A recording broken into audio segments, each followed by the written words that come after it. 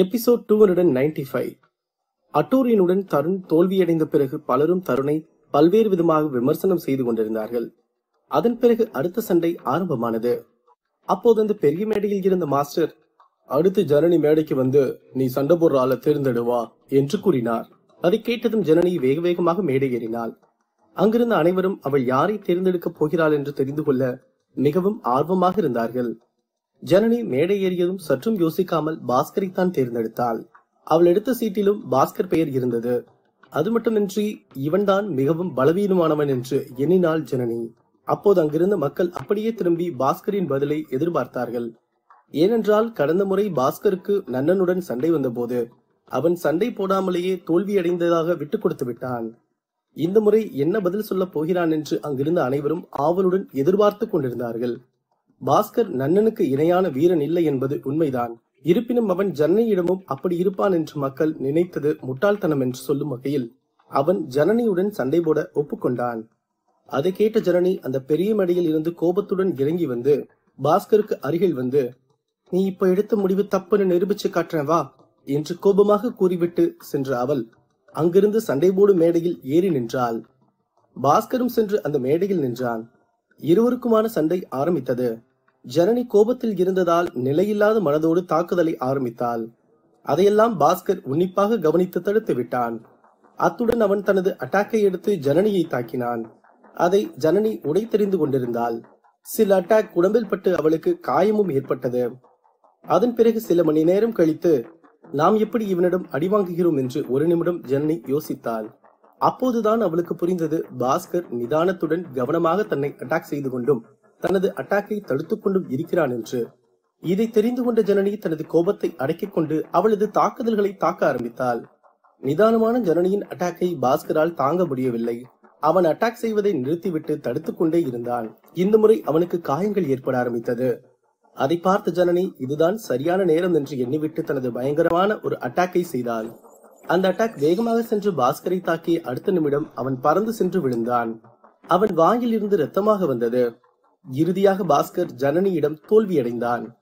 அப்போது ஜனனியின் சக்தியை பார்த்த அங்கிருந்த மக்கள் அனைவரும் ஆரவாரம் செய்து கொண்டாடி கொண்டிருந்தார்கள். ஆனால் பாஸ்கர் ஜனனியை சண்டை ஆரம்பித்த போது அடித்ததை பார்த்த மக்கள் பாஸ்கர் தான் வெல்லப் போகிறான் என்று எண்ணிக்கொண்டிருந்தார்கள். இறுதியில் ஜனனி தனது உணர்ச்சிகளை அடக்கிவிட்டு சண்டையில் கவனத்தை வைத்து தாக்கினாள். அவளது சக்தி ஆற்றல் பாஸ்கரை வீழ்த்தியது. இத்துடன் 4 போட்டிகள் அடுத்தடுத்து முடிவுக்கு வந்தது. இறுதியில் லோகேஷ், நன்னன், அட்டூரியன் மற்றும் ஜனனி 4வரும் வென்றிருந்தார்கள். அங்கிருந்த கூட்டத்தினர் அனைத்து சண்டைகளையும் பார்த்து சந்தோஷமாக ஆரவாரம் செய்து கொண்டிருந்தார்கள். அத்துடன் அவர்கள் வேங்கையன் மற்றும் ஆதனின் சண்டைக்கு தான் காத்துக் கொண்டிருந்தார்கள்.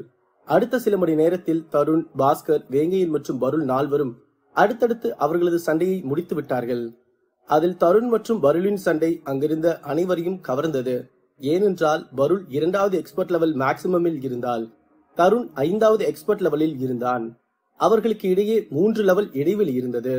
இருப்பினும் பருளும் பின்வாங்குவதாக இல்லை. அதை பார்த்த மக்கள் அனைவரும் அந்த சண்டையை ஆரவாரத்துடன் பார்த்து கூச்சலிட்டுக் கொண்டிருந்தார்கள். பருளின் நெருப்பு பறவை மற்றும் அவளது சக்தி ஆற்றல் மிகவும் வலிமையானது என்பது அங்கிருந்த அனைவருக்கும் தெரிந்த ஒன்றுதான். அதனால் தருணுக்கு எதிராக பருள் சண்டை போடுவது மிகவும் சுவாரஸ்யமாக இருந்தது. அது தருணுக்கு மிகவும் கோபத்தை உண்டு பண்ணியது. ஏனென்றால் தருணால் தன்னை விட 3 லெவல் குறைந்திருக்கும் பருள் தனக்கு சமமாக நின்று சண்டை போடுகிறாள் என்பது அசிங்கமாக உணர்ந்தான். பருளின் தாக்குதல் நேரத்திற்கு நேரம் வலிமையானது. அதை பார்த்த தருண் அவனது முழு சக்தியையும் சேர்த்து பருளை அடிக்க ஆரம்பித்தான். சிறிது சிறிதாக வெற்றியை தன் வசம் இழுத்தான் தருண். இறுதியாக பருளை இந்த போட்டியில் வென்றான். தருண் இந்த போட்டியில் பருளை வென்றாலும் அங்கிருந்த மக்கள் பருளைத்தான் பாராட்டிக் கொண்டிருந்தார்கள். ஏனென்றால் அவளது சக்தியாற்றலால் தருணை இவ்வளவு நேரம் தண்ணி காட்டி விட்டாள் என்று அனைவரும் கலந்து பேசிக் கொண்டிருந்தார்கள். அது மட்டுமின்றி பருள் 3வது அல்லது 4வது எக்ஸ்பர்ட் லெவல் சக்தியில் இருந்திருந்தால் நிச்சயமாக தருணை வென்றிருப்பாள் என்பது மக்கள் அனைவரும் பேசிக் கொண்டிருந்தார்கள். இந்த போட்டியில் தருண் வென்றதற்கான காரணம் அவன் பருளை விட அதிக லெவல் சக்தியில் இருந்ததுதான் என்று அங்கிருந்த சில எக்ஸ்பர்ட்டுகளும் கூட பேசிக் கொண்டிருந்தார்கள். இறுதியாக யார் என்ன பேசினாலும் இந்த போட்டியில் வெற்றி பெற்றது தருண் தான். அட்டூரியனிடம் பெற்ற பெரிய தோல்விக்கு பிறகு தருணின் இந்த வெற்றி அவனுக்கு மிகவும் சந்தோஷத்தை கொடுத்தது. இருப்பினும் அவன் ஆதனை முறைத்துக் கொண்டே வந்து தன் வரிசையில் நின்று கொண்டிருந்தான். அடுத்தபடியாக வேங்கையனும் பாஸ்கரும் சண்டை போட்டார்கள். அந்த சண்டை மிகவும் விறுவிறுப்பாக இருந்தது. பாஸ்கர் தனது சக்தியை எடுத்து வேங்கையனை தாக்கிக் கொண்டே இருந்தான். வேங்கையன் திரும்பி அடிப்பதற்கு சற்றும் அவன் வாய்ப்பு கொடுக்கவே இல்லை. வேங்கையனும் அவனது தாக்குதல் அனைத்தையும் தடுத்துக் கொண்டே இருந்தான். அதன் பிறகு அந்த போட்டியை ஒரு முடிவுக்கு கொண்டு வர வேண்டும் என்று நினைத்தான் வேங்கையன். வேங்கையன் நினைத்த அடுத்த நொடி பாஸ்கரின் ஒரு அட்டாக் வந்து வேங்கையனை அடிக்க வந்தது. அப்போது வேங்கையன் தனது காலை தரையில் அழுத்தி மேலே பறந்தான். அதனால் அந்த அட்டாக்கில் இருந்து தப்பித்த அடுத்த நிமிடம் அவனது வாளிலிருந்து லைட் சக்தி வைத்து பாஸ்கரை தாக்கினான். அந்த வாளிலிருந்து சென்ற சக்தி பாஸ்கர் எதிர்பார்த்ததை விட மிகவும் வேகமாக சென்று பாஸ்கர் நெஞ்சில் பட்டது. அந்த சக்தி வந்த வேகத்திற்கு பாஸ்கருக்கு என்ன செய்வதென்று யோசிப்பதற்கு முன்பே அந்த அட்டாக் தாக்கியதால் அவன் 2-3 அடி பின்னால் சென்று கீழே விழுந்தான். பாஸ்கர் கீழே விழுந்ததும் அவனது கண்கள் எல்லாம் மங்கலானது. அவன் தனது கண்களை துடைத்துவிட்டு பார்க்கும்போது வேங்கையன் தனது கூர்மையான வாளை பாஸ்கரின் கழுத்தில் வைத்து நின்று கொண்டிருந்தான். என்னப்பா பாஸ்கர், இதுக்கப்புறம் சண்டை போடணுமா என்று கேட்டான் வேங்கையன். இல்ல, நான் என் தோல்வியை ஒத்துக்கிறேன், என்ன எதுவும் பண்ணிடாத என்று கூறினான் பாஸ்கர். அதை கேட்ட வேங்கையன் திரும்பி ஆதனை பார்த்தான். ஆதனும் சரி என்பது போல தலையசைத்தான். அதை பார்த்த வேங்கையன் பாஸ்கரை மன்னித்து விட்டு விட்டான். அங்கிருந்த மக்கள் அனைவரும் அந்த போட்டியின் முடிவை பார்த்து உறைந்து போனார்கள். ஏனென்றால் பாஸ்கர் 6வது எக்ஸ்பர்ட் லெவல் வீரன், ஆனால் வேங்கையன் 2வது எக்ஸ்பர்ட் லெவலின் மேக்சிமம் சக்தியில் தான் இருந்தான். அப்படி இருக்கும்போது அங்கிருந்த மக்கள் அனைவரும் இந்த போட்டி பாஸ்கரின் பக்கம் ஒருதலை பட்சமாகத்தான் செல்லும் என்று பார்த்து கொண்டிருந்தார்கள். ஆனால் முடிவில் வேங்கையன் தனது வாழ்வித்தையில் ஒரே அட்டாக்கில் பாஸ்கரை அடக்கி வெற்றி பெற்றது அங்கிருந்த அனைவருக்கும் அதிர்ச்சியை வரவழைத்தது. இந்த வெற்றிக்கு பிறகு மக்கள் வேங்கையனை பற்றி தவறாக எடை போடக்கூடாது என்ற முடிவுக்கு வந்தார்கள். மேலும் சிலர் வேங்கையன் டாப் 10 இடத்திற்குள் வருவது நிச்சயம் என்று பேசுவதற்கு ஆரம்பித்தார்கள். இதையெல்லாம் வேங்கையன் தனது காதில் போட்டிக் கொள்ளவே இல்லை. அவன் எப்போதும் போல் எளிமையாக நடந்து வந்து அங்கிருந்த ஆதனுக்கு அருகில் நின்றான். அப்போது அங்கு திமிராக நின்று கொண்டிருந்த தருணை ஆதன் முறைத்துக் கொண்டிருந்தான். அதை பார்த்த பருள், டே ஆதன், எதுக்கு அவன் இப்படி மறைச்சிட்டு இருக்க என்று கேட்டாள். இல்ல, அவன் உன்னை ஜெயிச்சதுல இருந்து அவன் திமிரு கொஞ்சம் அதிகமான மாதிரி இருக்கு பருள். அதான் அவனை காது மேல அடிச்சு உட்கார வைக்கலான் இருக்கேன். இதை பத்தி நீ என்ன நினைக்கிற என்று சத்தமாக கேட்டான் ஆதன். அதை கேட்ட பொருள் பேசுவதற்கு வந்தால் அதற்கு முன்பு தருண் ஆதனை பார்த்து, இதெல்லாம் உன் கனவுலதான் ஆதன் முடியும், வேணா வந்து என் கூட சண்டை போட்டு பாரு, அப்புறம் தெரியும் யாரு யாரோட காதல அடிச்சு உட்கார வைப்பாங்கன்னு என்று திமிராக கூறினான். பருள் தான் ஆதனை விட பலம் வாய்ந்தவள் என்று தருண் நினைத்துக் கொண்டுதான் இப்படி திமிராக பேசிக் கொண்டிருந்தான். ஏனென்றால் பருளையே நாம் வென்றுவிட்டோம், இந்த ஆதனை வெல்வது நிச்சயமாக கடினமாக இருக்காது என்று எண்ணினான். அத்துடன் ஆதனும் நம்மை கொல்ல வேண்டும் என்று இருக்கிறான். அதனால் இந்த வாய்ப்பை பயன்படுத்தி ஆதனை கொல்ல முடிந்தால் கொன்றுவிடலாம் என்று எண்ணிக்கொண்டுதான் ஆதனிடம் திமிராக பேசிக் கொண்டிருந்தான். அப்போது ஆதன் வேகமாக திரும்பி பருளை பார்த்து, சரி பருள், அவனே அவன் வாயால வந்து என் கூட சண்டை போட்டு பாருன்னு சொல்லிட்டான், இதுக்கு மேல அவனுக்கு வேண்டியதை கொடுத்துதான் ஆகணும் என்று கேட்டான். அதை கேட்ட பருள் திரும்பி வேங்கையனை பார்த்தாள்.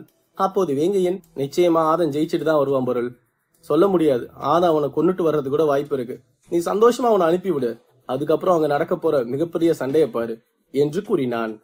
இல்ல வேங்கையா, ஆதன் ஜெயிச்சுட்டான் ஓகே, ஆனா அந்த தருண் 5வது எக்ஸ்பர்ட் லெவல் சக்தியில இருக்கான், அவனை என்னாலேயே தாங்க முடியல, அதனாலதான் யோசிக்கிறேன் என்று கூறினாள் பருள்.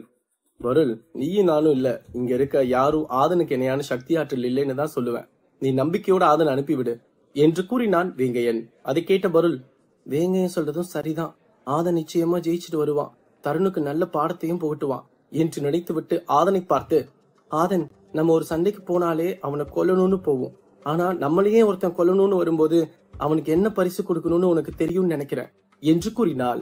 அதை கேட்ட ஆதன் சிறு புன்னகையுடன் தலையசைத்து விட்டு, நீ என்ன சொல்ல வர்றன்னு நான் புரிஞ்சுக்கிட்டேன் பொருள், கொஞ்ச நேரம் இங்க நில்லு, அவனுக்கு என்ன கொடுக்கணுமோ அதை கொடுத்துட்டு வந்துடுறேன் என்று கூறினான். அப்போது ஆதன் தருணை பார்த்து, வாடா வந்து சண்டை போடுற மேடையில் நில்லு, நான் பின்னாடியே வந்துடுறேன் என்று கூறிவிட்டு திரும்பி அந்த பெரிய மேடையில் இருந்த மாஸ்டர்களை பார்த்து வணங்கிவிட்டு அந்த சண்டை போடும் மேடையை நோக்கி நடந்தான்.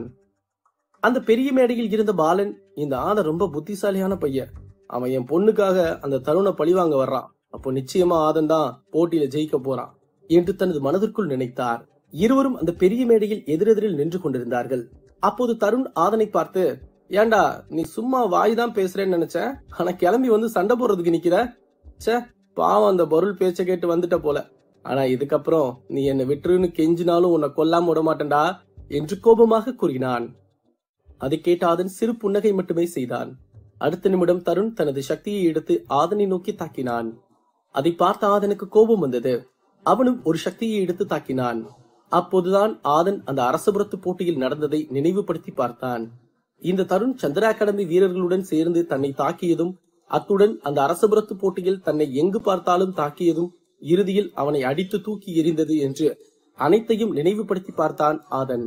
அதன் பிறகு அந்த சம்பவத்தை தருண் தனது மனதில் வஞ்சகமாக வைத்துக் கொண்டு, அன்று அந்த மதுரா மலையில் டீமானிக் பீஸ்டுகள் வந்தபோது அந்த நேரத்தை பயன்படுத்தி தனக்கு பின்னால் இருந்து அட்டாக் செய்து அவனை அந்த டீமானிக் மனித குரங்கிடம் மாட்டிவிட்டதை நினைவுபடுத்தி பார்த்தான் ஆதன். இப்படி தருண் ஒவ்வொரு முறையும் ஆதனை பழிவாங்க காத்துக் கொண்டிருந்தான். ஆனால் ஆதன் அந்த மதுரா பள்ளத்தாக்கு மலையில் இருக்கும் போதே முடிவு செய்து விட்டான், இந்த மதுரா அகாடமி பெரிய போட்டியில் தருணை பழிவாங்கியே ஆக வேண்டும் என்று. அதன் பிறகு இதற்கு முன்பு இருவரும் சந்திக்கும் போது மிகவும் கொடூரமான அட்டாக் எல்லாம் பயன்படுத்தக்கூடாது என்பது மதுரா அகாடமி விதிமுறையாக இருந்தது. அதனால் ஆதனால் தருணை முந்தைய சண்டையில் எதுவும் செய்யாமல் விட்டுவிட்டு வந்தான். ஆனால் இப்போது விதிமுறைகள் அனைவருக்கும் சாதகமாக மாறியது. இந்த விதிமுறையை ஆதன் தனக்கு சாதகமாக மாற்றிக்கொள்ள வேண்டும் என்று முடிவுக்கு வந்தான். ஒவ்வொரு முறையும் ஆதனை பார்க்கும் போது தருண் தான் ஆதனை பழிவாங்க வேண்டும் என்று வெறியோடு சண்டை போடுவான். ஆனால் இந்த முறை தருணை பழிவாங்கியே ஆக வேண்டும் என்று ஆதன் களத்தில் இறங்கி இருக்கிறான் என்பது குறிப்பிடத்தக்கது. ஆதனும் 2-3 முறை பொறுத்து பார்த்தான். இதற்கு மேல் அவன் பொறுத்திருந்தால் சரிப்பட்டு வராது என்பதால் இந்த முறை இந்த தருணுக்கு ஒரு முடிவு கொடுத்தாக வேண்டும் என்ற எண்ணத்தில் தான் காத்துக் கொண்டிருந்தான். காலமும் கனிந்தது. தருணும் தனது வாயால் மீண்டும் ஒரு முறை தன்னை கொல்ல வேண்டும் என்று கூறிவிட்டான். அத்துடன் அவனே ஆதனை சண்டைக்கும் அழைத்திருக்கிறான். இறுதியாக தருண் பருளை வென்றதற்காகவும் தருணை கொல்ல வேண்டும் என்று ஆதன் மேலும் கோபத்துடன் களத்தில் நின்று கொண்டிருந்தான். ஆதனின் கோபம் வெளியே தெரியவில்லை என்றாலும் அவனது அட்டாக் மிகவும் மோசமாக இருக்க போகிறது என்பது வேங்கையனுக்கும் பருளுக்கும் நன்றாக தெரியும்.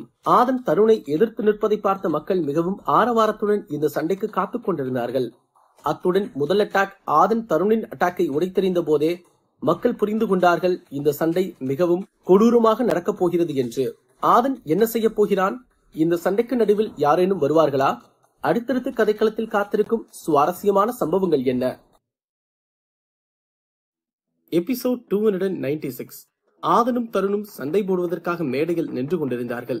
அப்போது தருண் தனது முதல் அட்டாக்கை செய்தான். ஆதன் அதை தனது லைட் சக்தியை கொண்டு முறியடித்தான். அப்போது தருண், உன் சக்தியும் நல்லா இருக்கு ஆதன், இருந்தாலும் இந்த போட்டி முடிவு உனக்கு சாதகமா தான் இருக்கும். இவன் என்னடா சொல்றான்னு பாக்குறியா? இந்த போட்டி முடிவுல தான் உன் வாழ்க்கை முடிவும் இருக்கு, அததான் சொன்னேன். சரி, இதுக்கப்புறம் நம்ம சண்டையை ஆரம்பிக்கலாமா என்று நக்கலாக கேட்டான். ஆதன் தயாளனை தருண் மற்றும் அனைவரின் கண் முன்னால் தான் கொன்றான். அப்படி இருந்தும் தருண் ஆதனை வென்றுவிடலாம் என்று மிகவும் நம்பிக்கையாக இருந்தான். தருண் ஆதனை நோக்கி ஒரு அடி முன்னால் எடுத்து வைத்தான். அப்போது அவனது உடம்பில் இருந்து ஒரு சக்தி ஆற்றல் வேகமாக வந்து ஆதனை நோக்கி சென்றது. தருணின் அந்த சக்தி பர்பிள் மற்றும் கருப்பு நிறமாக வந்தது. இந்த சக்தியை இதற்கு முன்பு ஆதனை தாக்க மட்டும்தான் தருண் பயன்படுத்தினான். அத்துடன் இந்த சக்தியை வைத்து தான் பருளுக்கு அழுத்தம் கொடுத்து அவளை வென்றான் தருண். அந்த சக்தியை தான் தருண் தனது முதன்மையான அட்டாக்காக ஆதனுக்கு எதிராக பயன்படுத்தினான். அத்துடன் அட்டோரியனின் ஸ்பிரிட்டுக்கு எதிராக தனது அனகோண்டா சக்தியை வைத்து தாக்கி அந்த மிருகமே சற்று தடுமாறியது. அந்த சக்தியையும் ஆதன் மீது தாக்க வேண்டும் என்று எண்ணிக்கொண்டிருந்தான் தருண். அதை பார்த்த ஆதன் தனது மலைநடுக்க முத்திரை அட்டாக்கை எடுத்து அந்த சக்தியை நோக்கி தாக்கினான். அந்த சக்தி செல்லும் வழியெல்லாம் நிலம் அதிர்வதோடு விரிசல் விட்டுக்கொண்டே சென்றது. 2 அட்டாக்கும் ஒன்று சேர மோதிக்கொண்டது. அந்த 2 சக்தியின் தாக்கம் அங்கிருந்த அரங்கத்தையே ஒரு உலுக்கு உலுக்கியது. இருவரும் அந்த தாக்கத்தை தாங்க முடியாமல் ஒரு அடி பின்னால் வைத்து நின்றார்கள். தருணுக்கு ஆதனின் அட்டாக் மிகவும் ஆச்சரியமாக இருந்தது. அதன் பிறகு தருண் ஒரு குத்து சக்தியை எடுத்து ஆதனை நோக்கி தாக்கினான்.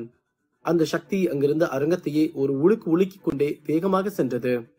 அந்த குத்து சக்தி லைட் சக்தியோடு சேர்த்து ஆதனை தாக்க சென்றது. அது ஆதனை அடித்து வீழ்த்திவிடும் என்ற நம்பிக்கையில்தான் தருண் அதை வைத்து தாக்கினான். அதை பார்த்த ஆதன் சற்றும் பயமில்லாமல் அந்த சக்தியை நோக்கி ஒரு அடி முன்னால் எடுத்து வைத்தான். அப்போது அவனை சுற்றி அந்த 9 விதமான லைட் சக்தி வட்டமிட்டது. அதை பார்த்து அங்கிருந்த மக்கள் அனைவரும் ஆதனை வித்தியாசமாக பார்த்து கொண்டிருந்தார்கள். அத்துடன் பருளும் ஆதனை ஆச்சரியமாக பார்த்து கொண்டிருந்தாள். அந்த 9 லைட்டும் ஆதனை சுற்றி கவர் செய்தது. அது மிகவும் வேக வேகமாக ஆதனை சுற்றி கொண்டிருந்தது. அந்த லைட் சக்தி உதவியோடு தருணின் அந்த அட்டாக்கில் இருந்து ஆதனை காப்பாற்றியது. ஆதன் தப்பித்த அடுத்த நிமிடம் அவன் ஒரு லைட் சக்தியை எடுத்து தருணை தாக்கினான்.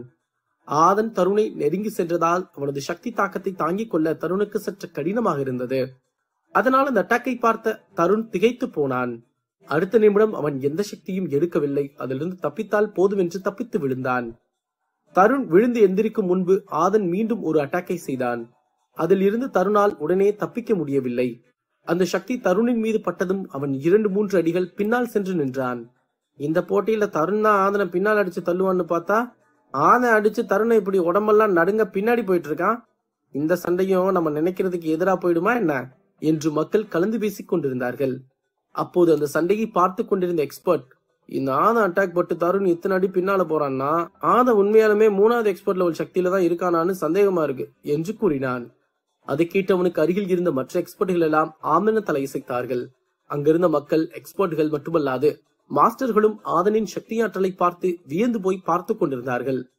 அங்கிருந்த மக்கள் எப்போதெல்லாம் ஆதனை குறைவாக எடை போடுகிறார்களோ அப்போதெல்லாம் ஆதன் அவனது முழு சக்தியையும் பயன்படுத்தி அவர்களது எண்ணம் தவறு என்பதை தனது எதிரியை வென்று நிரூபித்துக் கொண்டே இருந்தான். இப்போதும் அப்படித்தான் செய்து கொண்டிருந்தான் ஆதன். அதனால் ஆதனின் சக்தி என்னவென்று அங்கிருந்த யாருக்கும் முழுவதுமாக தெரியவில்லை. ஆதனின் தொடர் அட்டாக்கை பார்த்த தருண் தனது வாளை எடுத்து தடுக்க ஆரம்பித்தான். அத்துடன் அந்த வாளிலிருந்து ஒரு லைட் சக்தியை எடுத்து ஆதனை நோக்கி தாக்கினான் தருண். அந்த வாளிலிருந்து வந்த லைட் சக்தி ஒரு விஷம் இருக்கும் பாம்பு போல வேக வேகமாக ஆதனை நோக்கி சென்றது. அப்போது ஆதன் பட்டாம்பூச்சி படிக்கட்டு சக்தியை பயன்படுத்தி அதிலிருந்து தப்பிக்கலாம் என்று முடிவுக்கு வந்தான். இருப்பினும் அந்த சக்தியிலிருந்து தப்பிக்க செல்லும் போது அந்த லைட் சக்தி லேசாக ஆதனின் உடம்பில் மோதிவிட்டு சென்றது. ஆனால் ஆதனுக்கு அது மிகவும் வலியை கொடுத்தது. அப்போது ஆதன், தங்க நிறமான டிராகன் ஈட்டியே என்று கத்தினான். அந்த ஈட்டியிலிருந்து தருணை நோக்கி ஒரு லைட் சக்தி சென்றது. அந்த லைட் சக்தியை பார்த்து சாதாரணமாக நினைத்தான் தருண். அப்போது அந்த லைட் சக்தி அப்படியே ஒரு டிராகன் போல உருவத்தோடு சென்று தருணை தாக்க சென்றது. அதை பார்த்த தருண் பேரதிர்ச்சி அடைந்தான். அவன் இதை சற்றும் எதிர்பார்க்கவே இல்லை என்பதுதான் உண்மையாகும். இருப்பினும் அவனும் அதிலிருந்து தப்பிக்கலாம் என்று நினைக்கும் போது அந்த டிராகன் ஈட்டி அவனது நெஞ்சில் உரசிக்கொண்டு சென்றது. அப்போது அவனது நெஞ்சில் இருந்து ரத்த ரத்தமாக வந்தது. அவனால் அந்த வலியை தாங்கிக் கொள்ளவே முடியவில்லை. இருப்பினும் அவன் கோபத்தை கட்டுப்படுத்திக் கொண்டு நின்றிருந்தான். தருணின் உடம்பு வேர்க்க ஆரம்பித்தது. அவனது நெஞ்சில் இருந்த ரத்தமும் வந்து கொண்டிருந்தது. அட்டோரியனின் அட்டாக்கிற்கு சமமான அட்டாக்கை இதை உணர்ந்தான் தருண். ஏனென்றால் இதற்கு முன்பு தருண் அட்டோரியனுடன் சண்டை போடும் போது அவனது அட்டாக்கை எல்லாம் தருண் தனது உடம்பில் வாங்கித்தான் காயங்களுடன் இருந்தான். அந்த தாக்கத்தை இப்போது ஆதனின் இந்த டிராகன் ஈட்டியிலும் உணர்ந்தான் தருண். அதன் பிறகு ஆதன் சற்றும் தாமதிக்காமல் அடுத்த அட்டாக்கை தருணை நோக்கி செய்தான். அந்த ஈட்டியும் வேகமாக தருணை நோக்கி சென்றது. தருண் அந்த அட்டாக்கை எல்லாம் தனது வாள் வைத்து தடுத்துக் கொண்டும் தடம் மாற்றிவிட்டுக் கொண்டும் இருந்தான். ஆதனின் தொடர் அட்டாக்குகளும் வந்து கொண்டிருந்தது. தருணும் அதை தடுத்துக் கொண்டே இருந்தான். அதை பார்த்த ஆதன், ஆமா, இங்க யாரோ ஒருத்தன் உன்னை கொல்லாம விட மாட்டேன்டா அப்படின்னு சொன்னானே, அவனை நீ எங்கேயும் பார்த்தையா தருண என்று கிண்டலாக கேட்டான். அதை கேட்ட தருணுக்கு கோபம் மேலும் அதிகமானது. சும்மா இந்த ஒரு அட்டாக் என் மேல பட்டு ரத்தம் வந்துருச்சுன்னு நீதான் ஜெயிக்க போறேன்னு பகல் கனவு காணாத ஆதன், ஏன் அட்டாக் பட்டு உன் உடம்புலயும் ரத்தம் வருதுன்னு மறந்துடாத சரியா என்று கோபமாக கத்தினான். ஆதனிடம் தருண் சத்தம் போட்டு கத்தினாலும் ஆதனின் சக்தி ஆற்றல் மிகவும் வேகமாக இருக்கிறது என்பதிலும் ஆதன் மிகவும் சக்தி வாய்ந்தவன் என்பதிலும் தருணுக்கு எந்த ஒரு சந்தேகமும் இல்லை. அத்துடன் அதை நினைத்து தருண் உடம்பு பயத்தில் நடுங்கிக் கொண்டிருந்தது. இருப்பினும் அதை வெளியே காட்டிக்கொள்ளாமல் சண்டை போட்டுக் கொண்டிருந்தான் தருண்.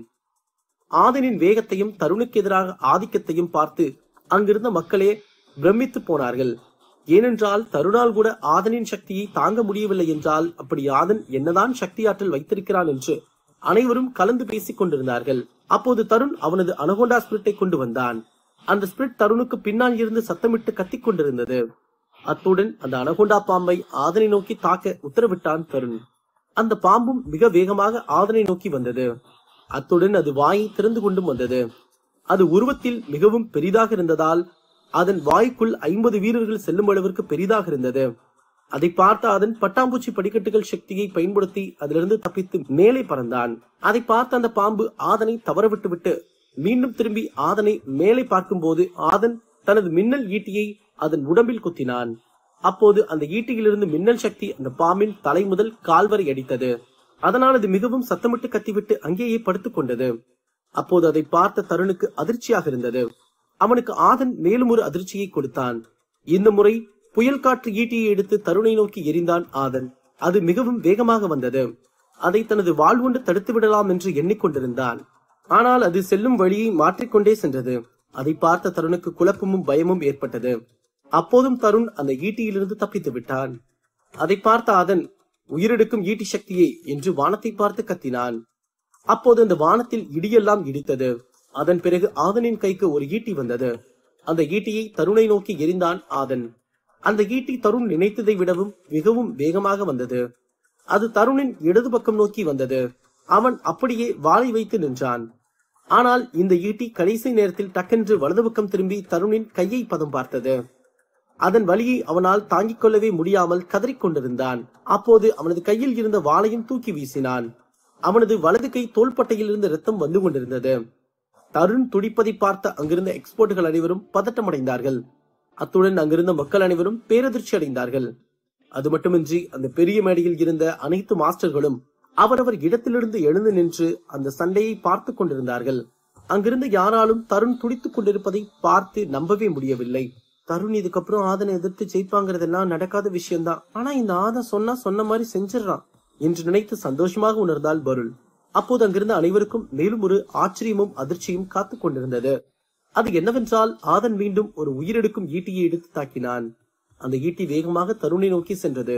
அதை பார்த்த தருணுக்கு பயம் மேலும் மேலும் அதிகமானது. அவன் கண்ணுமிக்கும் நேரத்தில் அந்த ஈட்டி வந்து விட்டது. அது அவனது இடது கால் முட்டியில் குத்தியது. அது பட்டதும் தருண் அப்படியே முட்டி போட்டு கீழே அமர்ந்தான். அவனது மூட்டு எலும்பு உடைந்த சத்தம் அங்கிருந்த அரங்கத்தையே அமைதிப்படுத்தியது. அங்கிருந்த மக்கள் தருணின் கதறல் சத்தம் கேட்டு திகைத்து போனார்கள். அத்துடன் இந்த சண்டையில் இப்படி நடக்கும் என்று அங்கிருந்த யாரும் நம்பவே இல்லை. ஆதனின் இந்த ஈட்டி சக்தி மிகவும் வலிமையானதாக இருக்கிறது என்று அங்கிருந்த எக்ஸ்பர்ட்கள் பேசிக் கொண்டிருந்தார்கள். அப்போது அந்த பெரிய மேடையில் இருந்த மாஸ்டர் யுவராஜை பார்த்து, மாஸ்டர், என்ன சக்தி மாஸ்டர் இது? இந்த ஆதன் தருணை இப்படி அடிச்சு துவச்சுக்கிட்டு இருக்கான் என்று கேட்டார். அது உயிரெடுக்கும் ஈட்டி சக்தி மாஸ்டர். அதோட வேகம் மத்த ஈட்டி சக்திகளை விட ரொம்பவே அதிகமா இருக்கும். அதனாலதான் தருண் அதுக்கு ரியாக்ட் பண்றதுக்குள்ள வந்து அட்டாக் பண்ணிருச்சு என்று கூறினார் யுவராஜ். இப்படி மாஸ்டர்களே வியக்கும் அளவிற்கு தான் ஆதனின் சண்டை இருந்தது. அந்த பெரிய மேடையில் இருந்த சாத்தனார் மிகவும் பெருமிதத்துடன் அமர்ந்து ஆதனின் சண்டையை பார்த்து கொண்டிருந்தார். ஆனால் மற்ற மாஸ்டர்கள் அனைவரும் அவரவர் இடத்திலிருந்து எழுந்து நின்று ஆதனை திகைத்து போய் பார்த்து கொண்டிருந்தார்கள். அப்போது ஆதன் அங்கிருந்த மக்கள் அனைவரையும் சுற்றியும் பார்த்துவிட்டு தனது பட்டாம்பூச்சி படிக்கட்டு சக்தியை பயன்படுத்தி தருணுக்கு சற்று அருகில் சென்று நின்றான். தருண் தரையில் படுத்து அழுது கதறிக் கொண்டிருந்தான். அந்த தாக்குதலை தருணால் சற்றும் தாங்கிக் கொள்ளவே முடியாமல் அங்குமிங்கும் உருண்டு கொண்டிருந்தான். அப்போது ஆதன் தருணை பார்த்து, என்னப்பா தருண, அப்படி இப்படின்னு வசனம் பேசின, இப்ப இப்படி பேசக்கூட முடியாம அங்கேயும் இங்கேயும் உருண்டுகிட்டு இருக்க, சரி வாடா சண்டை போடலாம் என்று கிண்டலாக கூறினான். அதை கேட்டு அங்கிருந்த அனைவரும் பேரதிர்ச்சி அடைந்தார்கள். ஏனென்றால் ஆதன் தருணை கிண்டல் செய்து கொண்டிருந்தான். ஆதனின் பேச்சை கேட்டு அங்கிருந்த எக்ஸ்பர்ட்கள் அனைவரும் ஆதன் அடுத்து என்ன செய்ய போகிறான் என்று எண்ணிக்கொண்டிருந்தார்கள். மாஸ்டர்களும் ஆதன் அடுத்து தருணை மன்னிப்பானா இல்லை மரணத்தை பரிசீலிப்பானா என்று பார்த்து கொண்டிருந்தார்கள். அப்போது ஆதன் மீண்டும் தருணை பார்த்து, சரி தருண், இந்த போட்டியை ஒரு முடிவுக்கு கொண்டு வந்துடணும்னு நான் முடிவு பண்ணிட்டேன். அப்புறம் பருள் கிட்ட ஒரு சத்தியம் பண்ணிட்டு வந்திருக்கேன். அதை செய்ய வேண்டிய நேரம் வந்துருச்சு என்று கூறினான். அதை கேட்டதும் அங்கிருந்த மக்கள் பருள் ஆதனிடம் என்ன சொல்லியிருப்பாள் என்று அனைவரும் கலந்து பேசிக் கொண்டிருந்தார்கள். அப்போது ஆதன் கோபமாக தருணை பார்த்து கொண்டே அவளை நோக்கி நடந்து சென்றான். அதை பார்த்த தருண் மெல்ல தத்தி தத்தி பின்னால் சென்று கொண்டே இருந்தான். தருண் கண் முழுக்க பயம் நிறைந்திருந்தது. ஆதன் தருணை எப்போது கொன்றிருக்க வேண்டும் என்று எண்ணிக்கொண்டிருந்தான். ஆனால் இப்போதுதான் அதற்கான நேரம் அமைந்ததாக உணர்ந்தான் ஆதன். அவனுக்கு நடந்த அவலத்தை மனதில் நினைத்துக் கொண்டே தருணை நோக்கி நடந்தான் ஆதன். ஆதனின் கோபத்தை பார்த்த அங்கிருந்த எக்ஸ்பர்ட்களுக்கே உடம்பு நடுங்க ஆரம்பித்தது. அத்துடன் ஆதனை கொல்ல வேண்டும் என்று எண்ணிக்கொண்டிருந்த வீரர்கள் அனைவரும் ஆதனை பார்த்து பயத்தில் நின்று கொண்டிருந்தார்கள். அப்போது பாலன் பருளை பார்த்து, பருள், உன்கிட்ட ஆதன் என்ன சொல்லிட்டு சண்டைக்கு போனா என்று கேட்டார். பருள் பாலனிடம் ஆதனின் பேச்சுக்கான அர்த்தத்தையும் அவன் செய்ய போகும் செயலையும் பாலனிடம் எடுத்துரைத்தாள். அதை கேட்டு பாலன் பேரதிர்ச்சி அடைந்தார். இருவரும் அங்கு நின்று ஆதனை பார்த்து கொண்டிருந்தார்கள். அத்துடன் அங்கிருந்த அரங்கமே ஆதன் என்ன செய்ய போகிறான் என்று பார்த்து கொண்டிருந்தார்கள். ஆதன் தருணை என்ன செய்ய போகிறான்? அங்கிருக்கும் மக்களுக்கு காத்திருக்கும் பேரதிர்ச்சி என்ன? அடுத்தடுத்து கதைக்களத்தில் காத்திருக்கும் விறுவிறுப்பான நிகழ்வுகள் என்ன?